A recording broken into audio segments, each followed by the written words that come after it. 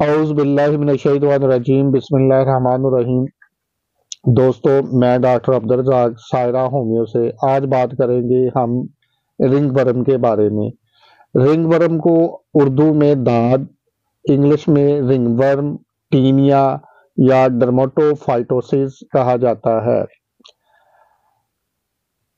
رنگ ورم جو ہے وہ کسی ورم یعنی کہ کیڑے کی وجہ سے منتقل نہیں ہوتی، بلکہ فنگائی کے ایک گروپ ڈرماٹوفائٹوسس کی وجہ سے انسانی جسم میں داخل ہوتی ہے۔ اب بات کرتے ہیں ہم اس کی اقسام کے بارے میں۔ سب سے پہلے بات کرتے ہیں ٹینیا کیپیٹس کے بارے میں، جو کہ سر میں ہوتی ہے، اور ٹینیا کیپیٹس جو ہے وہ یہ سکری پیدا کرتی ہے، ڈرائنس پیدا کرتی ہے، اور جہاں یہ ہوتی ہے سر کے کھوپڑی کے اوپر، تو اسکل کے اوپر سر کی طرف، تو وہاں سے یہ بال بھی ختم کر دیتی ہے۔ جیسا کہ آپ اس تصویر میں دیکھ رہے ہیں، آپ کو سمجھنے میں ٹینیا کیپیٹس کے سمجھنے میں اور اس کے ڈائگنوز کرنے میں سہولت ہوگی۔ آپ بات کرتے ہیں ٹینیا باربس کے بارے میں۔ جیسے کہ نام سے ہی ظاہر ہے، ٹینیا باربس یعنی کہ حجام کی خارش بھی اس سے حروف عام میں کہا جاتا ہے، جو کہ داڑھی اور گالوں اور ٹھوڑی پہ ہوتی ہے، اور یہ اس کے ساتھ ساتھ گردن پہ بھی ہو سکتی ہے۔ آپ اس تصویر کی مدد سے آپ کو یہ سمجھنے میں، تصویر سے دیکھ کر اس ٹینیا باربس کو سمجھنے میں آسانی رہے گی۔ اب بات کرتے ہیں ٹینیا کورورس کے بارے میں، جو کہ یہ ہمارے دو رانوں کے درمیان جو جگہ ہے اس پہ بھی ہوتی ہے، بٹوکس پہ بھی ہو سکتی ہے، اور ساتھ میں یہ جو ہے کمر پہ بھی ہو جاتی ہے، اور اسے جیک ایچ کے نام سے بھی جانا جاتا ہے۔ اور یہ جو ہے وہ جلد کا رنگ جو ہے وہ بالکل سرخ کر دیتی ہے، جیسے کہ کسی نے رنگ گھول کر اس جگہ متاثرہ جگہ پر لگا دیا ہو۔ اور اب بات کرتے ہیں ٹینیا مینم کے بارے میں، جو کہ ہتھیلی کے اس سائڈ پہ اور یہ اس سائڈ پہ ہوتی ہے، اور یہ گول دائروں کی شکل میں بھی ہو سکتی ہے، اور یہ ہاتھوں کے ناخن کو بھی ڈسٹرب کرتی ہے۔ اس میں ایچنگ، ڈرائنس ہوتی ہے، اور یہ ہاتھوں کو ڈیپ کریکلز یعنی کہ گہرائی تک پھاڑ بھی دیتی ہے۔ اب بات کرتے ہیں ٹینیا انگوئم کے بارے میں، جسے کہ نیلز کی انفیکشن بھی کہا جا سکتا ہے، یا اسے اونیکوموسس بھی کہا جاتا ہے۔ اب اسے بات کرتے ہیں پیڈس کے بارے میں، جسے ایتھلیٹ ایچنگ بھی کہا جاتا ہے۔ جب آپ یہ تصویر دیکھیں، آپ کو یہ تصویر دیکھ کر یہ سمجھنے میں آسانی ہوگی کہ اس کی شکل کیسے ہوتی ہے۔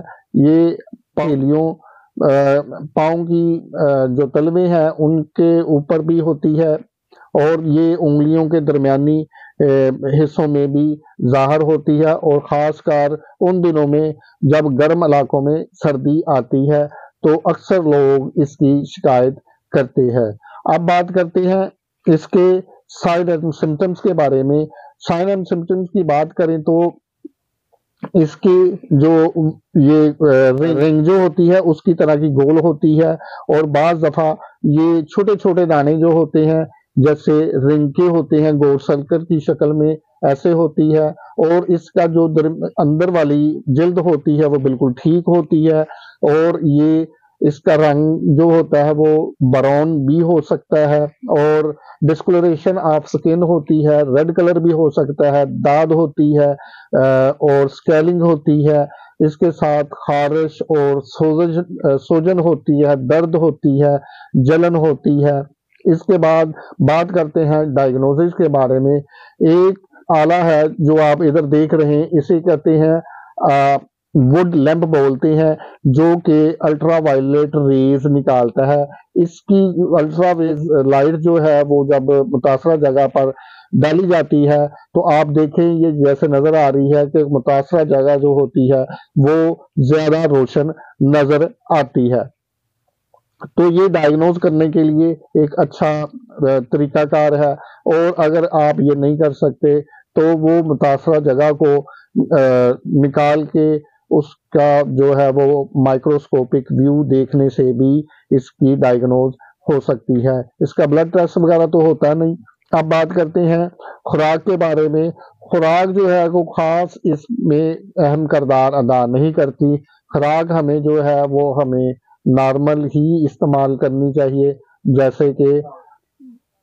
جیسے کہ ہم روٹین میں جنرل صحت کے حساب سے رکھتے ہیں۔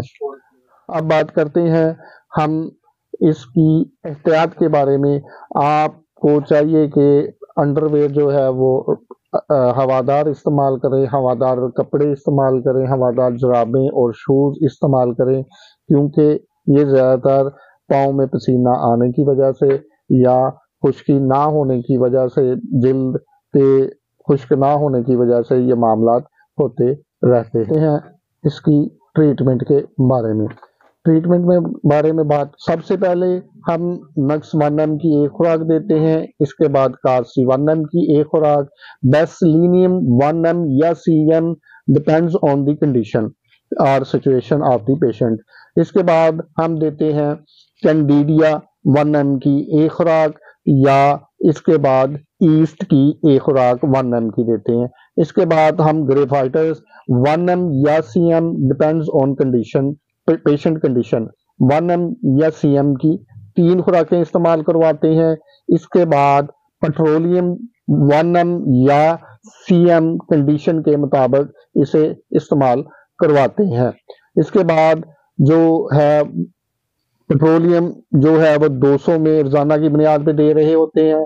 اس کے بعد CPR 30 میں TDS استعمال کراتے ہیں، اور یہی پروٹوکول جو ہے 15 دن کے بعد رپیٹ کرواتے ہیں۔ اللہ حافظ۔